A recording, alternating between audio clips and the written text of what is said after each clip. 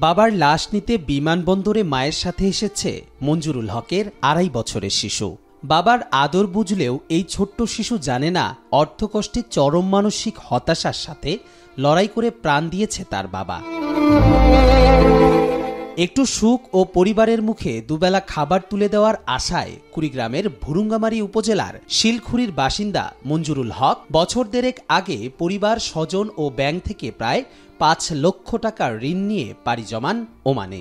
সেখানে দিনভর কাজ করেও মেলেনি বেতন।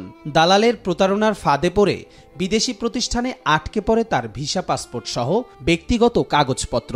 সকল কাগজপত্র কোম্পানিতে আটকা থাকায় অন্য কোথাও কাজ না পেয়ে চরম হতাশার সাথে প্রাণপণ লড়াই করে শেষমেশ প্রবাসের মাটিতেই ৫ নভেম্বর স্ট্রোক করে মারা যান প্রবাসী মঞ্জুরুল হক। ঋণ করে তো গেছিল আর পাসপোর্ট ভিসা দিছিল। ওয়াদে হ্যাঁ কুড়িগ্রাম অফিস আছে, অফিসে থেকে ভিসাটা দিয়ে ৩ লাখ টাকা ঋণ দিছিল, 2 বছরের শোধ করানো। আর ও তো গরিব মানুষ, বাইরে কিছু ঋণ পাতি করে টাইনা ঠুনে নিয়ে গেছে, ব্যাগ খালি কিস্তিরও তুলে নিয়ে গেছে শালার মাধ্যমে।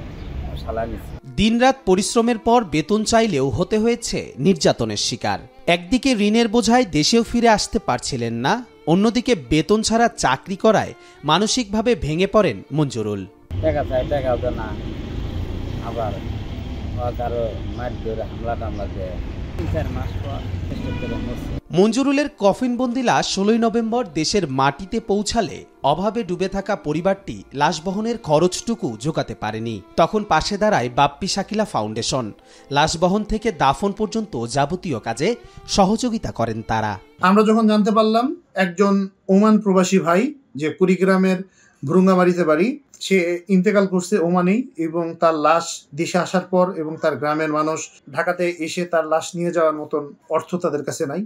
এই বিষয়টা জানার পর আসলে খুব খারাপ লাগলো, এবং আমি বাপ্পি শাকিলা ফাউন্ডেশনের পক্ষ হতে আমি সম্পূর্ণ লাশ তাদের আসা এবং লাশ নিয়ে ভুরুঙ্গামারীতে যাওয়া, কুড়িগ্রামে যাওয়া, এবং পাশাপাশি এই মৃত ভাইয়ের দাফন কাফনের যে ব্যবস্থা, আমরা সবকিছুই আমরা আলহামদুলিল্লাহ আমরা করে দিতে সক্ষম হয়েছি, এবং এই ভাইয়ের পরিবারকে আমরা সামান্য কিছু হাদিয়াও আমরা দিতে পেরেছি। মঞ্জুরুলের স্বজনের দাবি, সরকার যদি বাচ্চাগুলোর মুখের দিকে তাকিয়ে একটা ব্যবস্থা করে দেয় তাহলে দুমুঠো খেয়ে বাঁচতে পারবে পরিবারটি।